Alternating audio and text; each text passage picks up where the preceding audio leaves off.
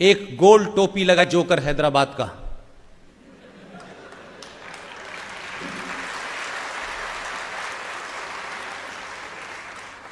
उसने पार्लियामेंट में अभी 2019 के बाद भारत के संविधान की शपथ लेते हुए आखिर में 2 लाइनें बोली। मुसलमान खामोश हैं, उस पर समझ में आता है, क्योंकि वो तो दाऊद इब्राहिम पे भी खामोश हैं, वो करीम लाला पे भी खामोश हैं, वो हाजी मस्तान पे भी खामोश हैं, वो उसामा बिन लादेन पे भी खामोश हैं। उनकी खामोशी समझ में आती है। उस शख्स ने शपथ लेने के बाद कहा, जय भीम और जय मीम। जो जय भीम और जय मीम की बात कर रहे हैं मुसलमान, दलित तो मैं मानता हूं कि कम लीडर हैं इस देश में, उन्होंने यह सवाल नहीं उठाया, लेकिन जो कल परसों से एक रट लगाए हुए है, मस्जिद लेके रहेंगे, कहां? उससे पूछिए आप कि जिस कुरान का हवाला देते हो, जिस इस्लाम का हवाला देते हो, उस कुरान मजीद के पहले कलमे में क्या लिखा हुआ है। कुरान का पहला कलमा कहता है, पहला कलमा तैयब, तैयब माने पाक, ला इलाहा इल्लल्लाह मुहम्मदन रसूलुल्लाह, अल्लाह के सिवा कोई दूसरा इबादत के लायक नहीं है। जय भीम को बाप अपना कब से बनाया तुमने? क्या अल्लाह के अलावा जय भीम की भी पूजा कर रहे हो? क्या मस्जिदों में अंबेडकर साहब के नाम से अजान दे रहे हो? और अगर दे रहे हो और हिम्मत है तो भरे मुसलमानों के मुजस्मे में आप पूछें कि मैंने जय भीम कहा है, मैं मुसलमान हूं या नहीं हूं, 24 घंटे में बाहर कर देंगे लोग आपको। एक मुसलमान पूरे दुनिया देश भर का जो बड़ा पाखंड करते हैं, किसी को 2005 में डर लगता है, किसी को 2018 में डर लगता है, किसी ने यह सवाल नहीं उठाया कि भारत राष्ट्र के अंदर जो भारत का संविधान है, वो आपकी एक धारा आपको इजाजत देती है कि आप भारत के किसी कोने में पैदा हो जाएं। आपका धर्म क्या है, आपका रिलीजन क्या है, आप क्या पढ़ते हैं, क्या खाते हैं, क्या कलर है, क्या जात है, उसको सारे अधिकार मिले हुए हैं। लेकिन भारत के संविधान की उसी धारा का वायलेशन करती है आर्टिकल 35A, जो यह कहती है कि जम्मू कश्मीर में आओगे तो यहां की जिहादी सरकार तय करेगी कि आपको हम नागरिकता दें या न दें। न वो बच सकते हैं, न कारोबार कर सकते हैं। और जिस इंग्लिश टॉयलेट की बात पूरे देश में आज हो रही है, स्वच्छ अभियान की बात हो रही है, थोड़ी देर के लिए उन लोगों से मैं कहना चाहता हूं जिनको जरा सी तकलीफ होती है सरकार गिरा देते हैं, जरा सी तकलीफ होती है प्रधानमंत्री का गला पकड़ लेते हैं, हजारों निजी शिकायतें होती हैं, 2 मिनट में सरकार बदल देते हैं। वो सरकार बदल दें तब भी समझ में आता है। आप तो जरा सी शिकायत होती है तो आप राजीव से राजीव जॉन हो जाते हैं, आप सतीश से सतीश जैकब हो जाते हैं। लेकिन जरा उन लोगों के बारे में सोचिए जिनको मैं 20 साल से देख रहा हूं। शेख साहब की गंदगी कच्ची डलिया में लेकर के सर के ऊपर भर करके शहर के बाहर फेंकने जाते थे। उनके जवान बच्चे, लड़के लड़कियां जो MBBS की किताब पढ़ रहे थे, जो इंजीनियरिंग का कोर्स कर रहे थे, उनके मुंह से होते हुए उनके कपड़ों तक वो शेख साहब की गंदगी जाती थी। लेकिन इस देश में मुसलमानों ने कभी नहीं पूछा कि इतना जलील काम इनसे क्यों कराया जा रहा है। न उत्तर प्रदेश की बहुत बड़ी एक बहन है और यहां भाई हैं प्रकाश, इन्होंने कभी सवाल नहीं पूछा, क्योंकि उनका राजनीतिक एजेंडा जिस जय भीम और जय मीम पे चल रहा था वो टूट जाता। आज उनसे पूछिए, हमारे लिए और आपके लिए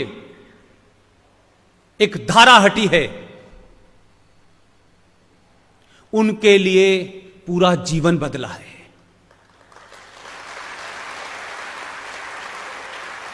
वो आज वोट देंगे, वोट देना दे, इस देश में बहुत से लोग हैं जो वोट नहीं देते।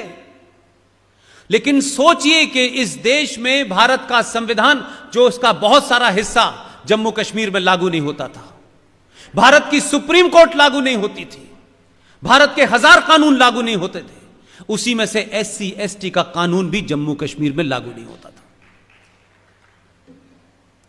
कुछ लोगों के लिए धारा हटना है जो नहीं हटाना चाहते, आज भी उसके लिए बहुत सारे लोग कोर्ट गए हैं। वो मानवता की बात करते हैं, हमें कश्मीरियत चाहिए। कभी आपने सुना है हमें बिहारियत चाहिए? क्यों बिहारियों को इंसानियत नहीं चाहिए? महाराष्ट्र के लोगों को इंसानियत नहीं चाहिए? यहां क्या हैवान रहते हैं? लेकिन जहां सबसे ज्यादा हैवान हैं वहीं उन्हें इंसानियत चाहिए। ऐसे पाखंड इस देश में चले। इसलिए अगर मुझसे पूछें आप, क्योंकि मैं बहुत लाग लपेट के बात नहीं कहता हूं, मैं इस धारा के हटने से ज्यादा इस बात से खुश हूं, जो बार बार अपने भाषणों में कहता रहा हूं, कि जो 2 भेजे हैं आपने,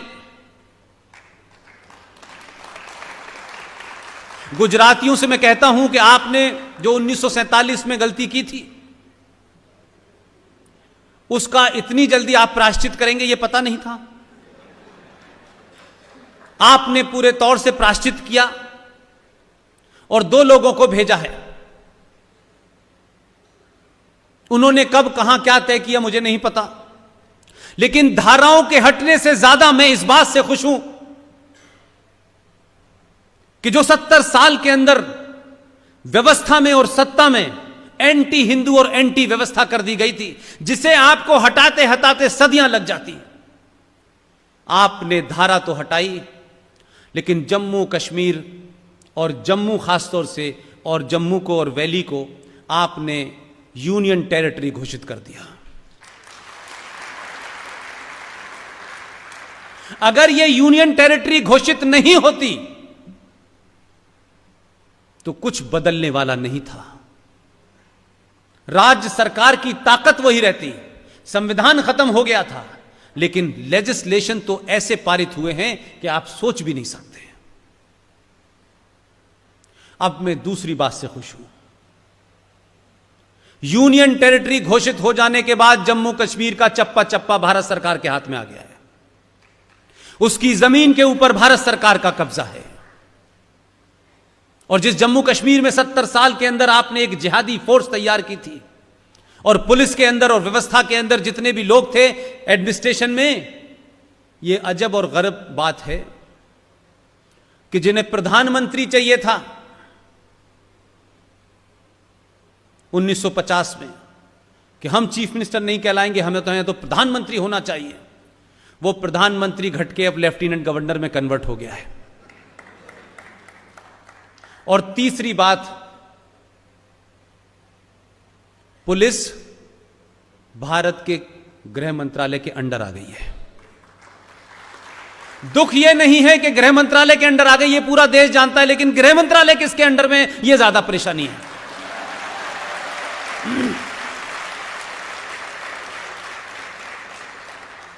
ये जो पाकिस्तान के साथ आपने 3 युद्ध लड़े हैं, ये कोयंबटूर से लेके पटना, पटना से लेके चाहे भोपाल हो, देश का कोई राज्य ऐसा नहीं है जहां पिछले 50 साल के अंदर धमाके न हुए हों।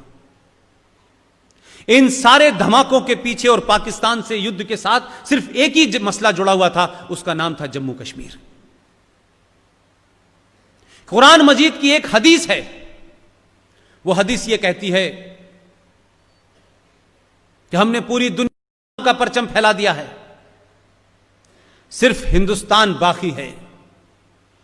और लंबी लड़ाई लड़ी, बाबर भी आए, उनके खानदान के लोग भी आए, उनकी नाजायज और जायज औलादें आजकल बहुत घूम रही हैं, उनके मकान की रक्षा कर रहे हैं, कोई उनके मस्जिद की रक्षा कर रहा है, कोई उनके किले की रक्षा कर रहा है।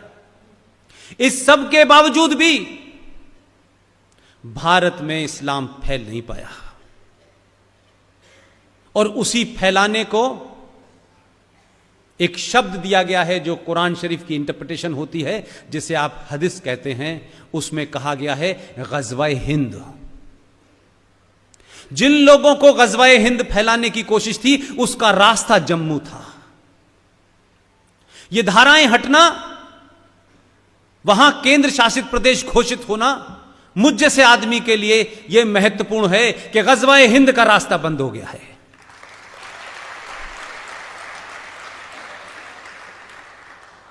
लिहाजा कश्मीर में जो भी कुछ हुआ वो पूरे देश ने देखा।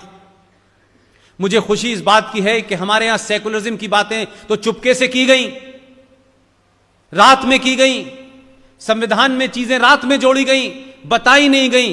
लेकिन मैं इस बात की तारीफ करता हूं कि जैसे भी हालात थे, पूरे ऐलान के साथ लाइव टेलीकास्ट करके दोनों धाराओं को हटाया गया।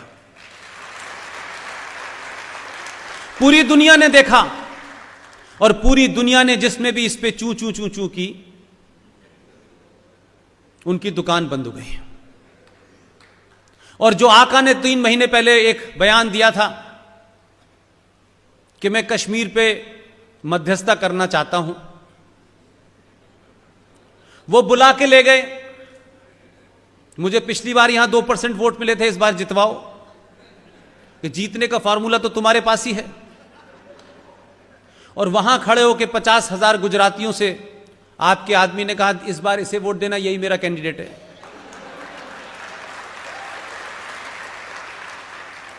तो सरकारें जब बनती हैं और सरकारों में आप जिसको बिठाते हैं, अगर समाज हर दिन उसके साथ खड़ा होता है तो सत्ताएं उस समाज से डरती हैं और वो ये जानती हैं कि समाज ने मुझे किस लिए भेजा है।